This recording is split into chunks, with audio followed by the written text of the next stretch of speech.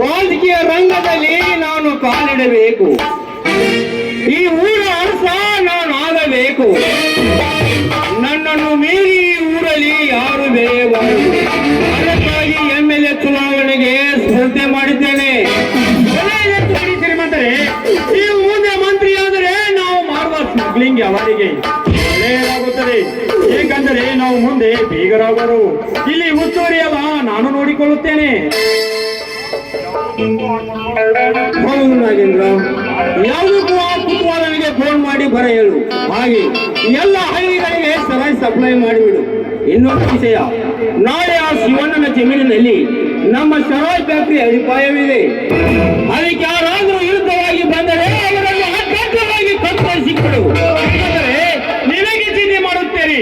ಈ ನಾಗೇಂದ್ರ ಇರುವಾಗ ಆ ಶಿವಣ್ಣನೇ ಅಷ್ಟೇ ಅಲ್ಲ, ಇಡೀ ಊರಿಗೆ ಕೂಡ ಕಿತ್ತು ಬಂದರು ಅವರನ್ನು ಪಚ್ಚಿ ಹಾಕಿ ಬಂದು ಬಿಡುತ್ತೇನೆ. ಇಲೆಕ್ಷನ್ನಲ್ಲಿ ನಮ್ಮ ವಿರುದ್ಧ ಸ್ಪರ್ಧೆ ಮಾಡಿರುವ ನಾಯ್ಡನನ್ನು ಮುಗಿಸಿಬಿಡು. ಈ ಕೆಲಸವನ್ನು ನಿನಗೆ ಒಪ್ಪಿಸುತ್ತೇನೆ.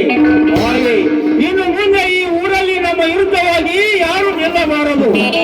ಒಂದು ವೇಳೆ ನಿಂತರೆ ಅವರ ಗತಿ ಹೀಗೆ ಆಗುತ್ತದೆ ಎಂದು ಎಲ್ಲರಿಗೂ ಗೊತ್ತಾಗಬೇಕು.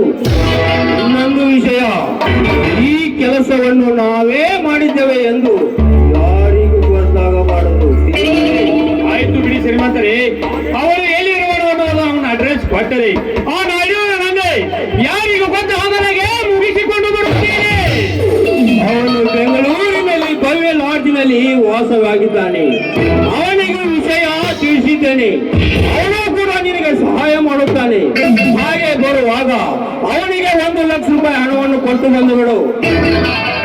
ಆಯ್ತು ಶ್ರೀಮಂತರೇ, ನಾನು ನಾಳೆ ಬೆಂಗಳೂರಿಗೆ ಹೋಗುತ್ತೇನೆ.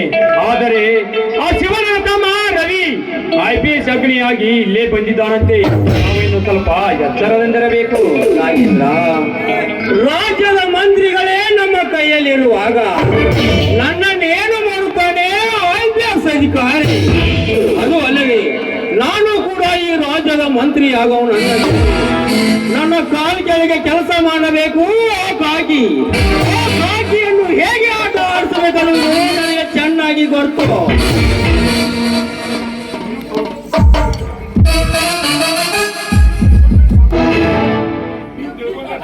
ನೀವು ತಿಳ್ಕೊಂಡಟ್ಟ ಸಾಮಾನ್ಯ ಹುಡುಗಲ್ರಿ ಆ ರವಿ. ಈ ನಾಗೇಂದ್ರ ಇರುವಾಗ ಯಾವ ಶಕ್ತಿಯು ನನ್ನ ಮುಂದೆ ನಡೆಯುವಂತಿಲ್ಲ. ಹಾ ಶ್ರೀಮಂತರೇ, ನಾನೇನು ಹೋಗಿ ಬರುತ್ತೇನೆ.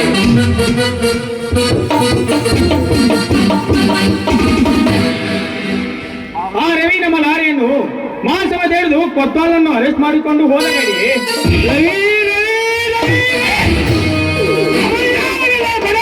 ನನ್ನ ಮಗನಲ್ಲಿ ಅವನು ನನ್ನ ಕೆಲಸದಲ್ಲಿ ಅಡ್ಡಿಯಾಗಿ ಬಂದಿದ್ದಾನೆಂದರೆ ಅವನಿಗೆ ಅವನ ಸಾವಿನಿಂದಲೇ ಮುಕ್ತಿ ಸಿಗಬೇಕು. ಹಂಗಾದರೆ ಬೇಕಾಗುವ ಈ ಸತ್ಯಜೀವನ ಪವರ್ ಏನೆಂದು. ಹೌದು ಅಂಕಲ್, ಹೀಗೆ ಬಿಟ್ಟರೆ ಅವನು ಮುಂದೆ ನಮ್ಮನ್ನೆಲ್ಲ ನಾವು ಮಾಡೋ ಕೆಲಸವನ್ನು ದಂಡಾಗಿ ಅರೆಸ್ಟ್ ಮಾಡಿ ನಮ್ಮನ್ನೆಲ್ಲ ಜೈಲು ಕಮ್ಮಿ ಇರಿಸುವ ಹಾಗೆ ಮಾಡುತ್ತಾನೆ. ಅವನನ್ನು ಸುಮ್ಮನೆ ಬಿಡಬಾರದು ಅಂಕಲ್. ಮಧು, ನನ್ನನ್ನು ಜೈಲಿಗೆ ಕಳಿಸುತ್ತಾನೆ ಏನು ಮಧು? ಈ ಕಲಿಯುಗದಲ್ಲಿ ನಾನು ಎಷ್ಟೇ ಅಲ್ಪ ಕೆಲಸವನ್ನು ಮಾಡಿದರು ಅಂತ ಗತಿ ನನಗೂ ಬಂದಿಲ್ಲ, ಮುಂದೆ ಬರುವುದೂ ಇಲ್ಲ. ನನ್ನನ್ನು ಜೈಲಿಗೆ ಕಳಿಸುವ ಮುಂಚೆ ನಾನೇ ಅವನನ್ನು ಯಮಲೋಕಕ್ಕೆ ಕಳಿಸಿ ಬಿಡುತ್ತೇನೆ. ಹೌದು ಶ್ರೀಮಂತರೇ, ಅವರು ನಮ್ಮನ್ನು ಹಿಡಿಯುವಕ್ಕಿಂತ ಮುಂಚೆ ಅವರಿಗೆ ಗೊತ್ತಾಗದಾಗೆ ಅವರಿಗೆ ಒಂದು ಗದ್ದೆ ಕಾಣಿಸಿ ಬಿಡಬೇಕು. ನಮಗೆ ಎಷ್ಟೇ ಕಷ್ಟ ಬಂದರು ಅವರನ್ನು ಬಿಡಬಾರದು. ಹೌದು ನಾಗೇಂದ್ರ, ಮೊದಲನೇ ಮುಹೂರ್ತದಲ್ಲಿ ಆ ನಾಯ್ಡುನ ಭೇಟಿ, 2ನೇ ಮುಹೂರ್ತದಲ್ಲಿ ಆ ರವಿಯ ಭೇಟಿ. ಅವರಿಬ್ಬರನ್ನು ಸಣ್ಣಾಗಿ ಕೊಚ್ಚಿ ಹಾಕುವವರನ್ನು. ಆ ರವಿ ಒಬ್ಬರೇ ಅಲ್ಲ, ಅವನಿಗೆ ಮಂಜು ಪ್ರವೇಶರಿ ನಮ್ಮನ್ನು ಸೆರೆ ಬರಲು ಪಣ ತೊಟ್ಟಿದ್ದಾರಂತೆ. ನಾವು ಸ್ವಲ್ಪ ಎಚ್ಚರಿಕೆಯಿಂದ ಇರಬೇಕು. ಹೌದು ಶ್ರೀಮಂತರೇ, ನಾವು ಆ ಶಿವನಿಗೆ ಕೊಡುವ ಕಷ್ಟ ಅವರಿಗೆ ಗೊತ್ತಾಗಿ ಅವರು ನಮ್ಮ ಮೇಲೆ ಸೀಳು ತಿರಿಸಲು ಹೊಂಚು ಹಾಕಿದ್ದಾರೆ. ಅವರು 3 ಜನ ಏಕೆ ನಾಗೇಂದ್ರ? ಆ ಮುಖ್ಯನೇ ಬಂದರೂ ನನ್ನ ಹಠವನ್ನು ನಾನು ಬದಲಾಯಿಸಲಿಕ್ಕೆ ಸಾಧ್ಯವಿಲ್ಲ.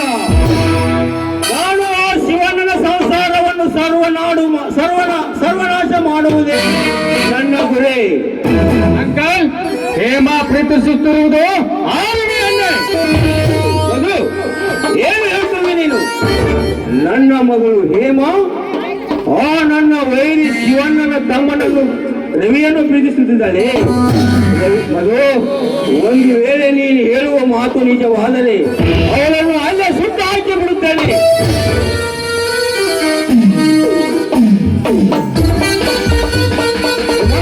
ಸ್ವಲ್ಪ ನಿಲ್ಲು. ಮಗು ಹೇಳ್ತಿರುವ ಮಾತು ನಿಜವೇ? ಅವ್ರೇನ್ ಹೇಳ್ತಾ ಇದ್ರು ನನಗೊಂದು ಅರ್ಥವಾಗ್ತಾ ಇಲ್ಲ ಡ್ಯಾಡ್. ಅವರಿಗೆ ಹೇಗೆ ಗೊತ್ತಾಗೋದಿದೆ ಶ್ರೀಮಂತರೇ? ನಾವೇ ಸ್ವಲ್ಪ ತಿಳಿಸಿ ಹೇಳಬೇಕು. ನಾಗೇಂದ್ರ, ಇದು ತಂದೆ ಮಗಳ ವಿಚಾರ, ಮಧ್ಯದಲ್ಲಿ ಯಾರು ಬಾಯ ಹಾಕಕೊಡದು. ಹೇಳೇನು? ಆ ರವಿಯನ್ನು ಪ್ರೀತಿಸುತ್ತಿದ್ದಂತೆ ನಿಜವೇ? ಹೌದು ಡ್ಯಾಡ್, ನಾ ರವಿಯನ್ನು ಪ್ರೀತಿ ಮಾಡ್ತಾ ಇದ್ದೇನೆ. ಈ ಜನ್ಮದಲ್ಲಿ ಮದುವೆ ಅಂತ ಆದ್ರೆ ಅದು ರವಿನ್ ಮಾತ್ರ. ನನ್ನ ಮುದ್ದಿನ ಮಗಳು ಆ ನನ್ನ ಕಡು ವೈರಿ ಶಿವಣ್ಣನ ತಮ್ಮನನ್ನು ರವಿಯನ್ನು ಪ್ರೀತಿ ಮಾಡ್ತಿದ್ದಾಳಂತೆ.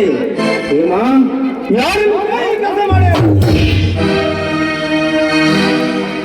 ಡ್ಯಾಡಿ, ಹರಿಯುವ ನೀರು, ಬೀಸುವ ಬಿರುಗಾಳಿ ಯಾರನ್ನು ಕೇಳಿ ತಾವು ಕೆಲಸವನ್ನು ಮಾಡೋದಿಲ್ಲ ಅಂದಾಗ ಪ್ರೀತಿ ಮಾಡುವರು ಅಷ್ಟೇ. ಯಾರನ್ನು ಕೇಳಿ ಯಾರು ಪ್ರೀತಿ ಮಾಡಲು ಸಾಧ್ಯವೇ ಇಲ್ಲ. ಈ ಸತ್ಯಜಿತನ ಕಂಡಡೆ ಇಡೀ ಊರಿಗೆ ಊರೇ ಗಡಗಡ ನಡುಗುತ್ತಿರುವಾಗ ನೀನು ನನಗೆ ಎದರ ಉತ್ತರ ಕೊಡ್ತೀಯಾ?